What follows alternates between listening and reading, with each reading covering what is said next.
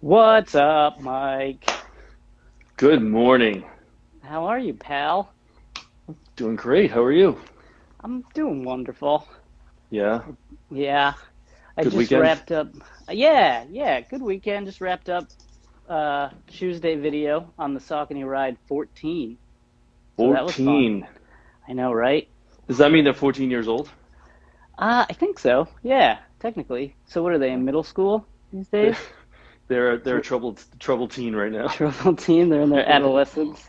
They are. Um, I also have it's technically coffee, but it's more of like a coffee milkshake Ooh, to that classic Dunkin' Donuts iced coffee that is that you like an have extra like extra? I feel like you have to get it that way. Like I know it's not I'm not obligated to get it that way, but I feel like if you're gonna get a Dunkin' Donuts iced coffee, it's gotta look like just a cup of milk with like a splash of coffee in it. Yeah, man. Go big or go home. Exactly, right? Go big or go to Starbucks. Like, make the decision, right? Right, I'm going big, baby. Cool. So you got coffee, I saw. What do we got? We got I've one of got those crazy chai things going on. no. I just have a straight espresso. You see, See, you go big, man. espresso lungo. What is that? That just means there's a little more water than the other espresso, I believe. I don't know. It's a Oh, all button. It's a right. button on my machine. You can hit espresso and you get like that much. Then if Yep. you hit longo, you get like that much. Oh, see, that's the way to do it. So I like it that much. That, of course. I mean, come on now. So what are we talking about today, man?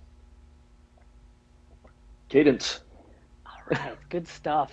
right? See Yes. that was a fast cadence. I mean, that's like 300 steps per minute, I think. That is, and that's what everyone should strive to. 300 steps per minute. You will never get injured. You will get all the attention in the world, and you'll never lose a race. Is that true? Nope. Can we make the? Oh, all right, good. No, no, I was no, gonna no, say we might no. want to put like one of those asterisk disclaimers on the bottom of that sentence, Do not believe anything Michael says. Right. So why is cadence so important for runners? I mean, I think we teach like this good form running clinic thing Yep. here, and cadence is kind of one of the things that ties everything together. Like, if you have the correct cadence, then it's really difficult to kind of hit on the outside of your heel. It'll force you to get your feet underneath your hips, which will help reduce impact and help make you a little bit more efficient. So, in your opinion, why else is cadence super important? How much time do we have today? I mean, like 15 minutes. All right. So I've been on the seesaw of cadence. Very important. Not so important. Yes, it is. No, it's not. All right. So Okay. I'll try to be as concise as I can coming from my experience. Okay. So I look at things from like an injury prevention standpoint or a performance standpoint, right? Hmm. I am a believer in all the years I've been working with runners that the runners naturally selected stride foot strike is there for a reason. It doesn't mean we Hmm. can't make adjustments, but what I've done in the past unknowingly is I've made some people a little bit worse because I tried to turn them into this textbook perfect runner. And I've yet to meet that textbook perfect runner. They're in the Yeah. textbook, but even some of the fast, Right. even some of the Yeah. fastest runners that I've worked with, arguably the fastest runners in the world, do not have great form, right? And Right. if you look at them from a pure biomechanical perfected standpoint, there's going to be some improvements to be made. So Yeah. I'm just going to preface it by saying that. And the way I use cadence here, and you kind of hinted at it, if someone is an overstrider, they're slamming on their heel way out in front of them with a straight knee, and they have a history of stress injuries. An easy way to improve that and lessen the force that enters that runner's body is to check out their cadence and see if there's some room for improvement there. Right. You know, performance wise, I don't know if it necessarily makes everyone more efficient Hmm. if you increase their cadence because their naturally selected cadence could be 170 for whatever reason. If we try to turn them into a 190, there's going to be that learning curve. They're going to be more inefficient, especially at Yeah. Yeah. first, Yeah. right? That Because makes sense. anytime you mess with anytime you deviate from your natural form, like you're not going to be as efficient at first, but you could. Right. And the time you put into changing someone's cadence could be worthwhile if there's a reason. Yeah, yeah. So if it ain't broke, don't fix it. I agree, Saying man. there's I something to agree. it. Yeah. 20 It's years interesting. ago, go ahead. Real quick, we have so you know how like shoes have like support and all that Yep. to help correct your like overpronation and all that. One of our brands, Brooks, has this kind of more holistic approach that they've taken. They call it their stride signature. Like a person's stride signature is, like you were saying, it's kind of how they've developed over the years and what is most efficient for them at the moment. So, Hmm. what they've tried to do is instead of like putting a hard piece of foam under your arch, they're kind of more like cradling your foot to help you run more efficient as you, as opposed to like changing everything and potentially making you, like you said, a little bit more inefficient. Yeah, I like that. So it's almost like changing from the inside out versus from the outside in. Right. Even Yeah. though it is a sneaker, but I get that. I like that. It's like a little bit more of an assist to what you got Right. going on as opposed to we're going to tell you what Yeah. to do. Yeah. I like that. So, the if I said what's an ideal running cadence, what's the number that comes to your mind? Well, 180 steps per minute is kind of the magical number that I hear anyway, Hmm. you Do know. you know where that came from? No, I don't. There's some physics behind that and like waveforms and 180. I can't even get into that because I don't understand it. But in Yeah. 1984, do you know the coach Jack Daniels? Yeah, Yeah, yeah. He's an legendary. alcohol as well. Is he an He, alcohol? he is not, but there is an alcohol with the same name. Yeah. Yeah. Not Uh, related though. Not no, related. I don't think so. No. But arguably one of the best coaches ever, like Yeah. by some standards. But he in the 1984 Olympics, he was just sitting there observing all these world-class athletes, and he found that the average was about 180 steps per minute, which Interesting. has gotten studies, and some people say it is a good benchmark to strive to. So, everyone kind of compares their stride to that 180 mark.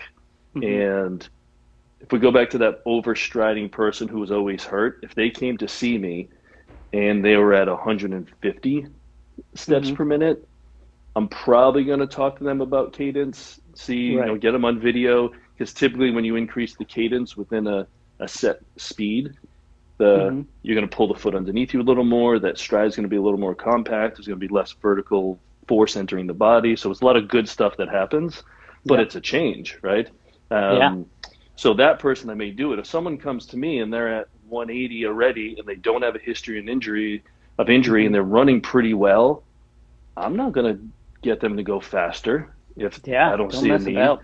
Yeah. No, and if someone comes in at 180 and they still overstride, which is hard to do at 180, but some people do, or if they've got all these other problems going on, then yeah, maybe I'll adjust even above 180. We'll go up 5%. Making a 5 or 10% increase can definitely decrease the amount of stress that enters the body. So there's some good things. There was Hmm. also a study that showed when they did a 10% increase in cadence, no matter what the cadence was with a bunch of these runners, they Hmm. lost coordination. So they somehow tested the coordination and like the movement patterns of their legs, Yep. and people were not very coordinated with their movements. So okay, fine, we're fixing your cadence, but now you're hitting the ground all.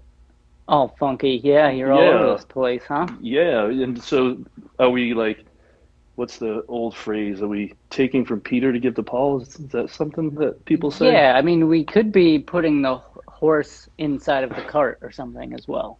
Something We like could that. we could be doing something. We're I don't doing know if something. we're doing something. We're doing something that might not be good. Right. Um, so yeah, so I caution people to like just strive for that 180. Like there's so Hmm. many factors that are involved. Speed, for example. Yep. Like I guarantee if you did a 200 Dude.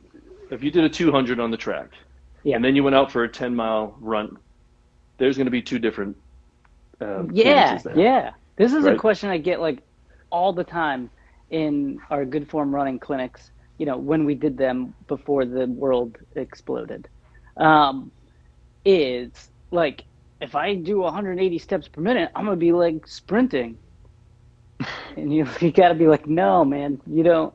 No, it doesn't work like that, No, you know? no, Like you no. could do 180 steps per minute and not go anywhere. You could just run in place, Yeah, you know? if your stride length is that big, right? Right, exactly. So Yeah, yeah, it's like a tough concept to get for some folks because they're like used to running how they run. So yeah. they're at that slower cadence and they feel like if I increase my cadence, then I'm just gonna be running faster. Right. And if you don't control that, that's why the wearables like the watches are great. And if someone does need to play with cadence, I suggest doing on a treadmill because you can Yeah, set the pace and you can't run faster or slower without that's touching true. the treadmill. So it's a great, not that I'm a huge treadmill fan, but it's a good way if you have to play with your cadence to do that. Yeah. But yeah, slower paces are have a lower cadence. That's just the nature of it.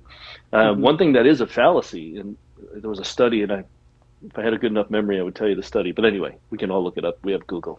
There was a study done, and they looked at runners at the beginning of I think it was a marathon, and at the end, and their cadence wasn't that different. Huh.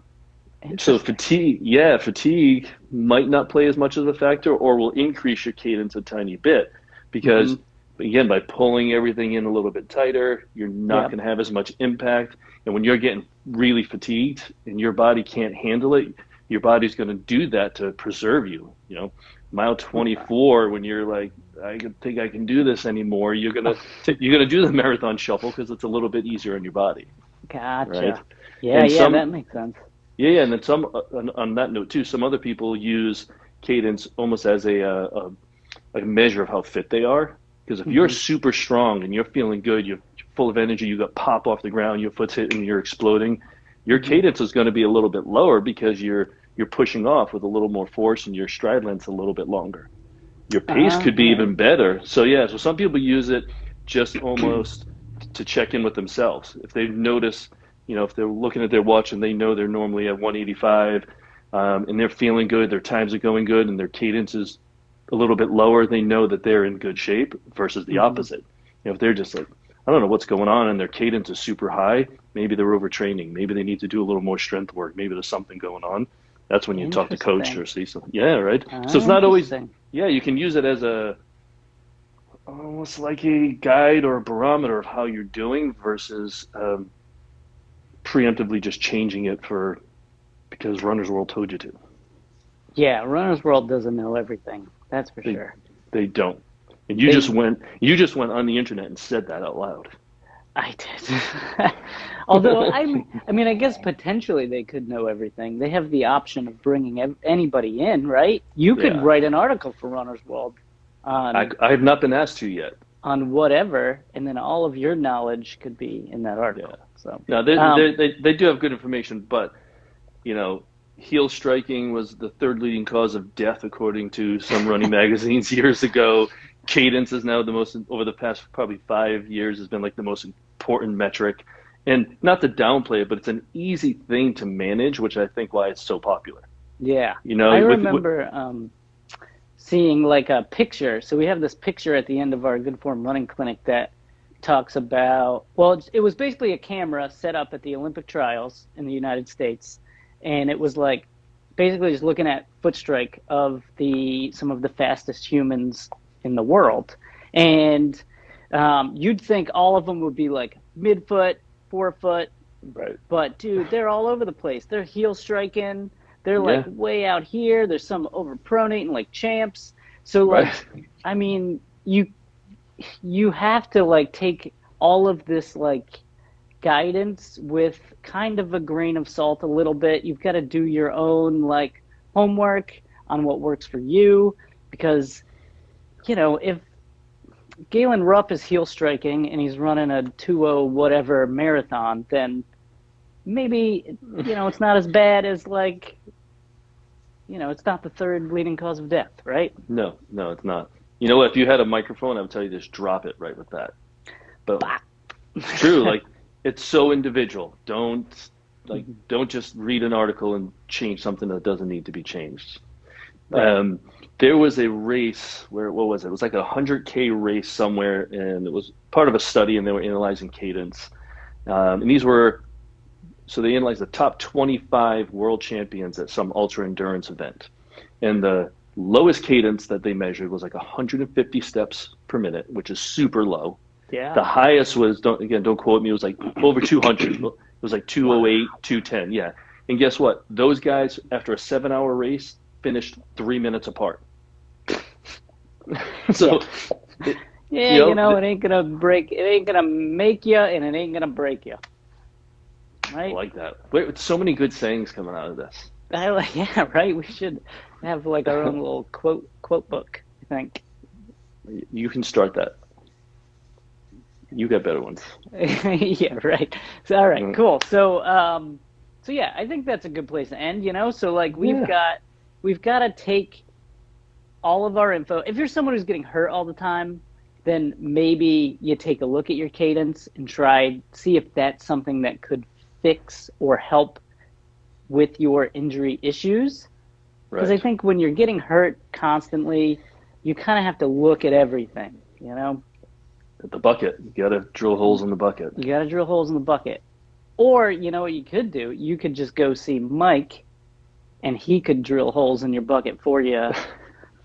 No, no drill required though. Right, right. Don't be scared. All right, so wait, I got to end because Oh, yeah, yeah. I did a little something and I said there was going to be a corny joke. Oh, sure. Yeah, let's So hear it. I got a little story for you. So I bought a pair of sneakers off a drug dealer this weekend. All right. Yeah, but Some Yeezys or something? no, it was a pair of running sneakers, but they must have been laced with something because I kept tripping. Oh, man. Whew. I almost just But spit take. milk everywhere. Oh, man. I got That to give was good. I got to give my brother credit. He's the king of dad jokes and corny jokes, and I got that from him. That is a good one, man. That's a good Mm, one. I'm gonna have to right. hit up Google or something and get one for next week. All right, we need like one quick one every week, I think, at this point. I kind of agree. We're both Yeah, dads, right? We're both dads. We can do it. there's nothing better than a dad joke. I know, right? All right, cool. Well, thank you, Mike. I hope we help some people. I hope so, and if not, send us more questions. We'll figure it out. Sounds We're here to good. help. All right, buddy. All right, we'll see you next week. All right, take care. Bye, everybody.